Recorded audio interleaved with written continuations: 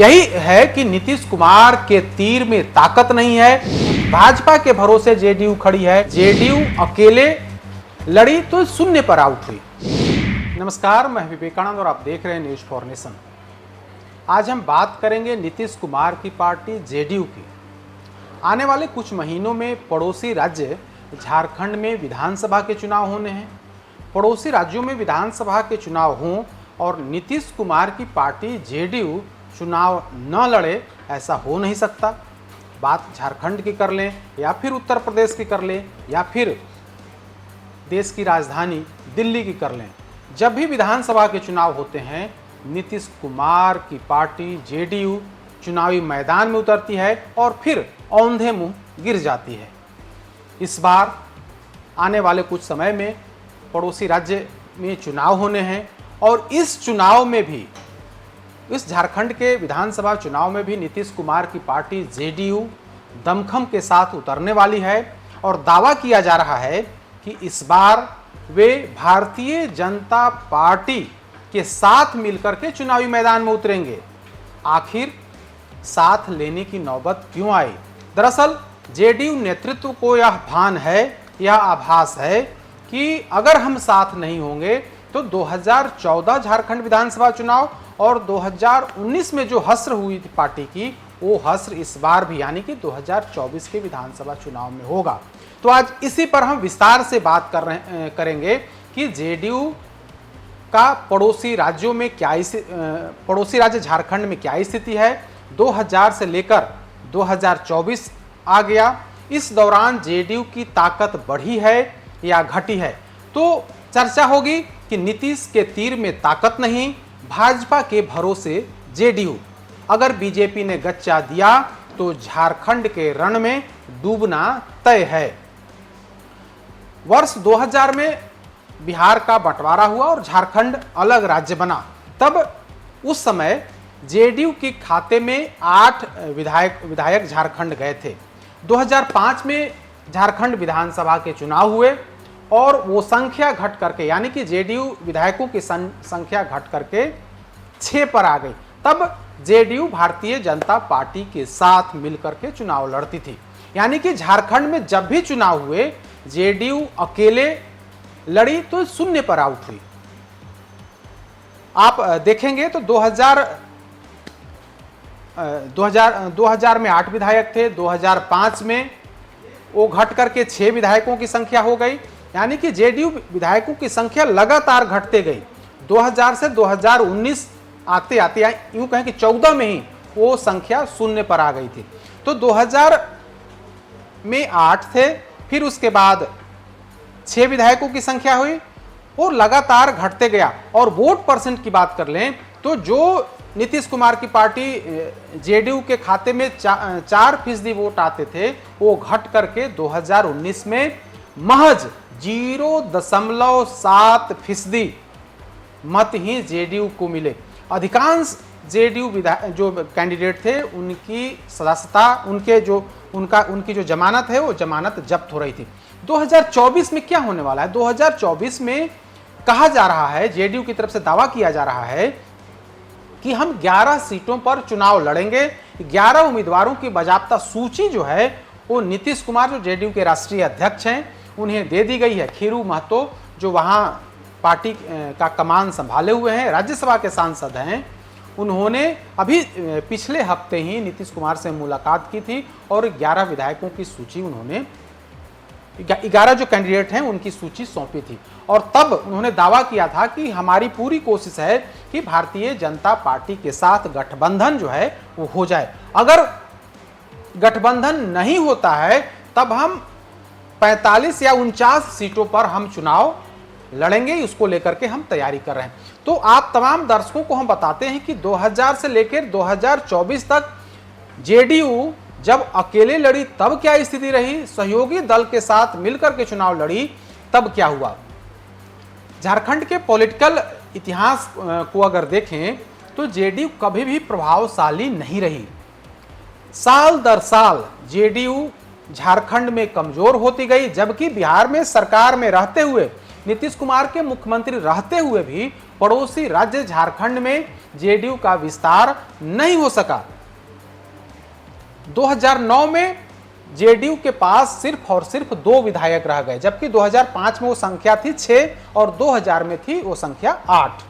2024 का विधानसभा चुनाव जेडीयू अकेले लड़ी, अपने दम पर लड़ी और खाता भी नहीं खोल सकी।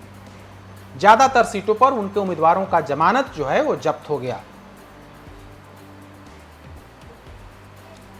2005 में जेडीयू 18 सीटों पर अपने उम्मीदवार उतारे थे, लेकिन 6 सीटों पर जीत मिली थी। ये सीटें थी बाघमारा, डाल्टेनगंज, छतरपुर, देवघर, मांडू और तमाड़। 2005 में कुल 4%, लगभग 4% वोट मिले थे। 2009 में जेडीयू 14 सीटों पर चुनाव लड़ी और छतरपुर और तमाड़ सीट ही जीतने में कामयाब रही, यानी कि 14 में 2 सीटों पर जीतने में पार्टी कामयाब रही। लेकिन वोट प्रतिशत जो है वो कम करके 2.8 रह गए, यानी कि लगभग 4% वोट से घट करके 2009 में पार्टी को सिर्फ और सिर्फ 2.8% मत मिले। 2014 में जेडीयू 11 सीटों पर चुनाव लड़ी और वोट मिले लगभग 1% मत जेडीयू को मिले।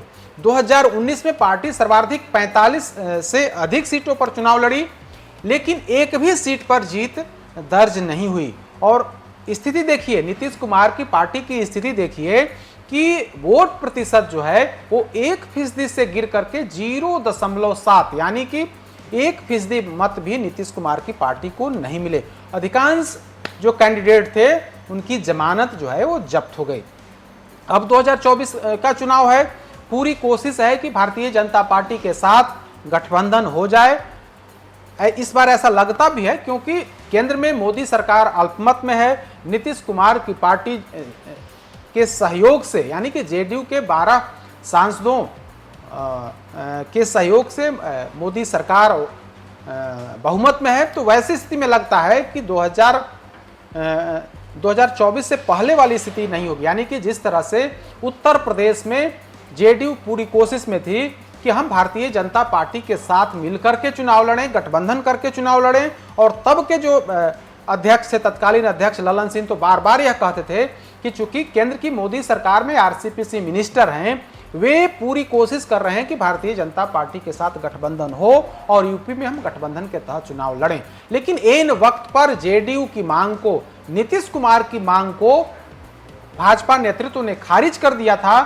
बेबस जेडीयू, बेबस नीतीश कुमार अपने दम पर वहां चुनाव लड़े और जो स्थिति है वो सबके सामने है। अधिकांश कैंडिडेट का जो जमानत है वो जमानत जब्त हो गया। तो क्या 2024 में उत्तर प्रदेश में जो चुनाव हुए थे पिछले साल, क्या वो स्थिति दोहराई जाएगी या फिर भारतीय जनता पार्टी गठबंधन को राजी होगी? क्योंकि भारतीय जनता पार्टी की अब वो स्थिति नहीं है। अगर भारतीय जनता पार्टी गठबंधन करती है तो जेडीयू की तरफ से दावा है कि हमें कम से कम 11 सीटें मिलनी चाहिए। अभी हाल ही में खीरू महतो ने जब मुख्यमंत्री से मुलाकात की, अपने पार्टी के राष्ट्रीय अध्यक्ष से मुलाकात की, तो उन्होंने उन जहां पर जेडीयू की मजबूत पकड़ है, जहां पर जनाधार है, उन तमाम सीटों के बारे में जानकारी दी और कहा कि वहां हमने उम्मीदवारों की लिस्ट भी हमने अपने नेता को दे दी है और पूरी कोशिश है कि वहां से भारतीय जनता पार्टी के साथ गठबंधन हो जाए। तो हमने आपको बताया कि 2000 में जब झारखंड और बिहार का बंटवारा हुआ, तब जेडीयू के खाते में कितने विधायक झारखंड गए। उसके बाद 2005 में विधायकों की संख्या घट करके जो है वो 6 हो गई, उसके बाद घट करके 2 हुई और फिर 2014 और 2019 में वो संख्या 0 हो गई। वोट प्रतिशत जो है वो 4 से घट करके 0.7 पर पहुंच गया। अब इस बार क्या होगा? क्या इस बार, हालांकि एक और बात, 2019 की अगर हम बात कर लें तो 2019 के विधानसभा चुनाव में तो स्थिति यह हो गई थी कि जेडीयू ने अपना जो चुनाव चिन्ह है तीर, वो भी गंवा दिया था।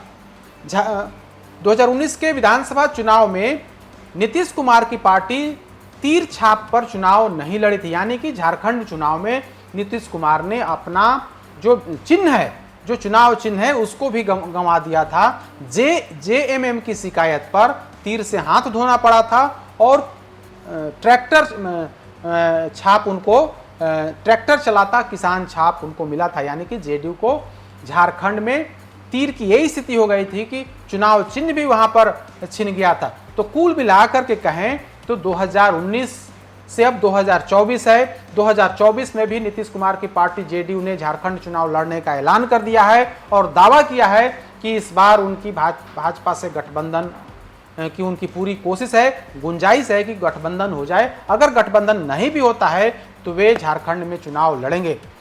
तो इस चर्चा में यही है कि नीतीश कुमार के तीर में ताकत नहीं है, अपने दम पर झारखंड विधानसभा चुनाव लड़ने की हिम्मत नहीं जुटा पा रहे हैं। भाजपा के भरोसे जेडीयू खड़ी है। अगर भाजपा ने धोखा दिया तो निश्चित तौर पर 2019 वाली स्थिति दोहराई जाएगी, इसकी पूरी गुंजाइश है। जबकि दूसरी तरफ आप देख लें तो बिहार में नेता प्रतिपक्ष के तौर पर तेजस्वी यादव हैं, आरजेडी है और आरजेडी के एक विधायक वहां पर हैं। 2019 में एक विधायक वहां से जीते थे आरजेडी के टिकट पर, लेकिन बिहार की जो सत्ताधारी पार्टी है, जो जेडीयू है, जिसके नेता नीतीश कुमार हैं, जिन्हें विकास पुरुष की संज्ञा दी जाती है और दावा किया जाता है कि उनकी पार्टी राष्ट्रीय पार्टी कहलाएगी और इस प्रयास में लगातार नेता लगे भी रहते हैं, उनकी पार्टी जेडीयू झारखंड में लगातार जीरो पर सिमट रही है, चाहे 2014 का चुनाव हो या फिर 2019 का चुनाव हो। तो अब देखने वाली बात होगी कि 2024 के विधानसभा चुनाव में क्या होता है। क्या भारतीय जनता पार्टी के साथ गठबंधन हो पाता है या फिर यूपी की तर्ज पर एक बार फिर से बीजेपी जो है वो जेडीयू को गच्चा देती है। अधिक अपडेट्स के लिए देखते रहिए न्यूज़ 24। नमस्कार।